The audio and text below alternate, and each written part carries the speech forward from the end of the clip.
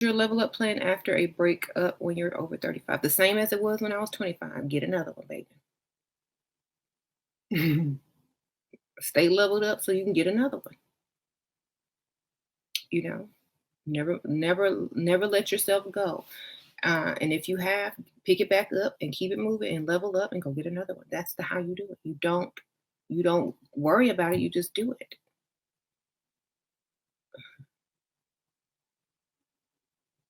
Right. You just do it. Women think they can level up forever, but reality is harsh. After 35, men become far choosier while women's options shrink. The clock doesn't stop, and endless chasing leads only to loneliness, regret, and empty nights. Keep bouncing from one guy to the next, and you'll end up with cats instead of companionship. Settle down with a man who values you before it's too late, because reality hits hard, and it hits quick. Younger women are better. 90% of your eggs are gone by 30. Women tend to have very complicated pregnancies after the age of 35. And if you marry a woman at that age, it's not. But older women, I constantly see them bragging about their house, their kids, how amazing of a wife they are. But I never hear them bragging about their husbands and why their husbands are so amazing.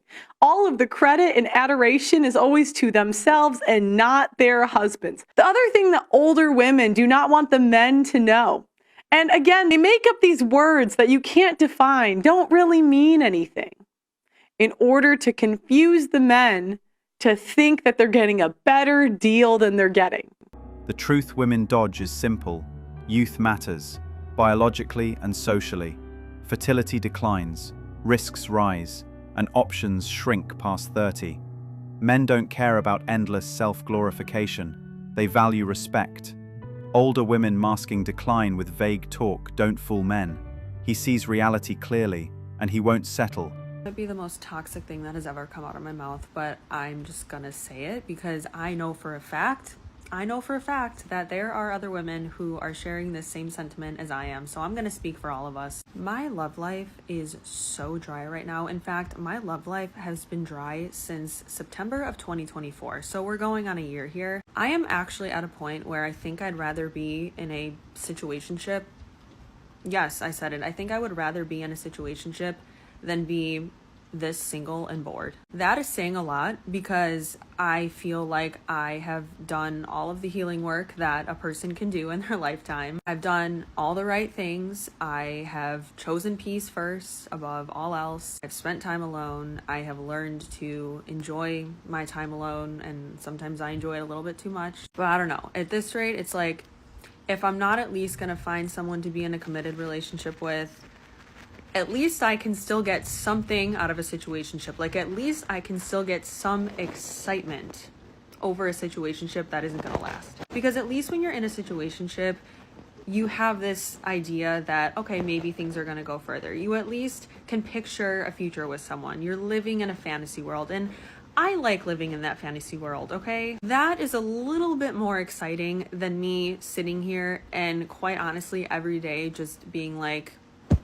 is this what it's come to? And just questioning, like, will it ever be my turn? Is it ever gonna happen for me? I don't know. I'm just really tired of being in this place where there's like absolutely no one. And I've only been in 2 situationships in my entire life. Like, really, I've only been in 2, and they were the worst time of my life. Like, they ruined me. They made me sick. They made me like get to the worst place I've ever been in my life. But at least when I was in a situationship, I felt like there was hope. I felt like there was at least someone out there that could fulfill something within me. And that something is just that feeling of closeness that you simply cannot get with a platonic friendship or a platonic relationship. So that is where we're currently at. We are at the point where we would honestly prefer a situationship, but a little something that can bring us some excitement, something that we could get for the plot, to then just being so single to the point where it like literally seems impossible. Girls, we need to get off Hinge and we need to get off Tinder. Like, right now. Delete it from your phone and don't look back. All these horror stories that I've heard from guys that we've met saying that they use it for validation, attention, they just use it because it's a video game. Literally, these are straight words from men's mouth. They literally just use it like once or twice a week just for the fun of it.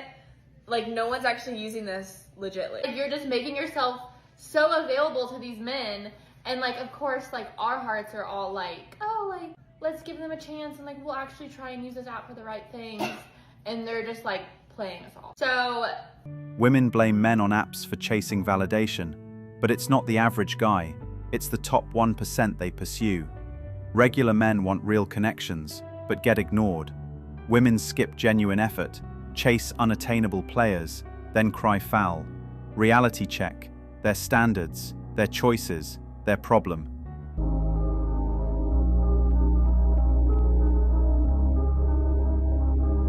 At this point, dating feels like a gamble. Forget small talk. We need background checks just to dodge chaos and lies. Controversial topic of the day. This is advice to ladies 35, single, looking for a husband. Forget about the emotions. Pick logically. And here's what I mean. I recently had lunch with a beautiful girl. She's 38 years old, looking for a husband. She says, I've gone on several dates. I just don't feel anything. The sparks, the romance, the butterflies, the chemistry. I told her, forget about the feelings. And here's what I mean. For most of human existence, this is for all the history we have written record of, typically we reproduce when we were teenagers.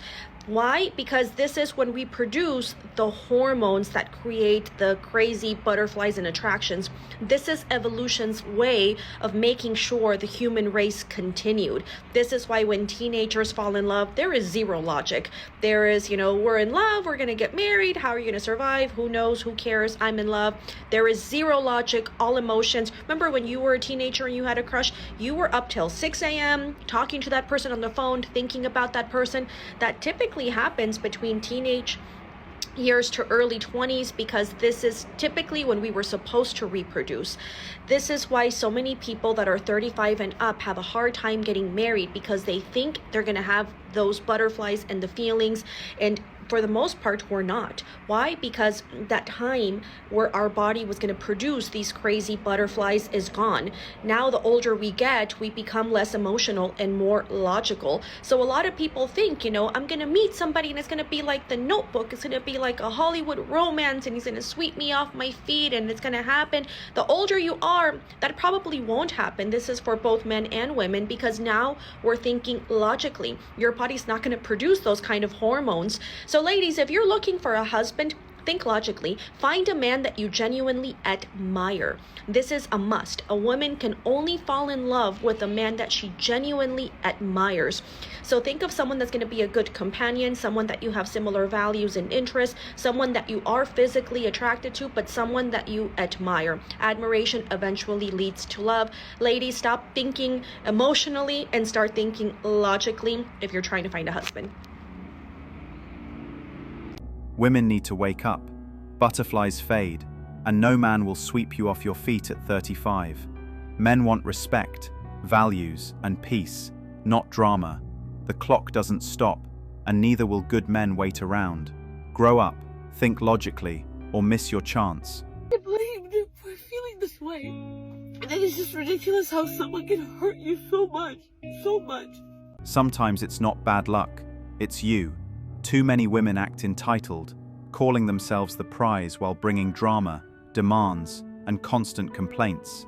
Men aren't walking away because they fear love. They're leaving because they're drained of respect, peace, and joy.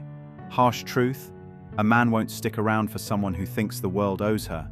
When enough is enough, he simply leaves, and he won't come back. If a woman's 35 and unmarried, it's likely that she will never get married. Once a woman hits 30, is not in a relationship, it's more likely that she won't have kids than she will. And selling these dreams, I'm not in the business of it. I'm just a fan of speaking in reality, being honest. Kevin Samuels, what I liked about him is he had real actionable advice. And it's so much better than anything that the trad cons will give you. He said, if you're 35 and single, the trad cons will tell you pray for a husband, go to churches, churches don't generally have men you'll be attracted to, because men that can think for themselves don't generally go to church. Kevin Samuel said, lower your standards, hire a matchmaker, get a personal trainer. If you're 35, it's going to require time, money, and effort in order to get what you want. If Christian women have a poor outcome, it's never blamed on their behavior, but they blame it on God's plan. I'm not saying God doesn't have a plan, but I genuinely do not believe that God wanted Nala to put her butthole on OnlyFans. I really don't. I don't. And, that choice will have a repercussion.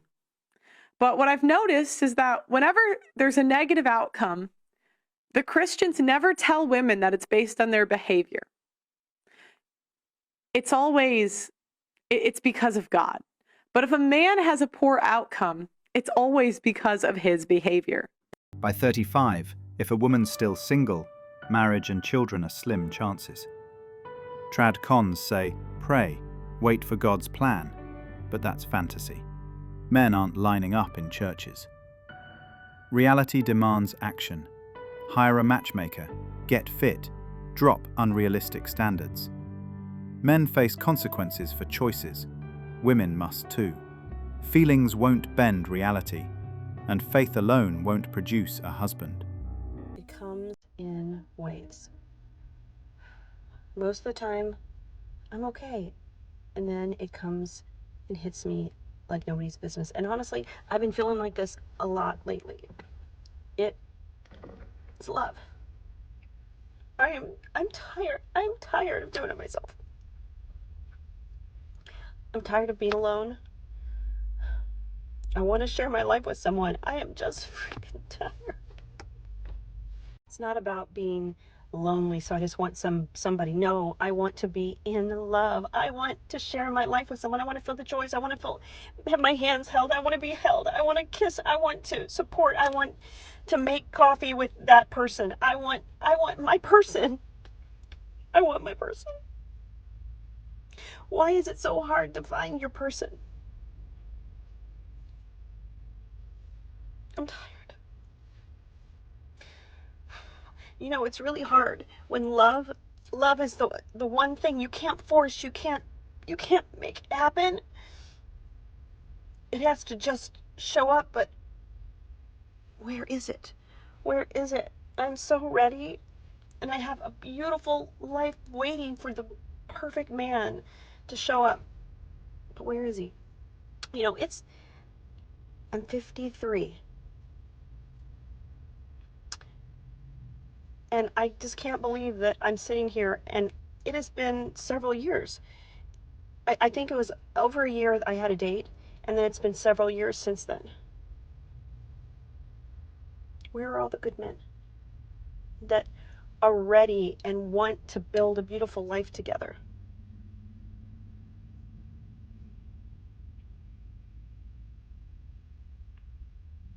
Where are you? This is why so many women stay single. They sit back, complain, and wait for love to magically appear. At 53, crying about loneliness won't attract men. Good men aren't lining up for someone who wasted decades doing nothing. Love requires effort, growth, and accountability. Men respect action, not whining. Stop blaming fate or waiting for a fairy tale. Take responsibility, build value, and earn the partner you claim to want.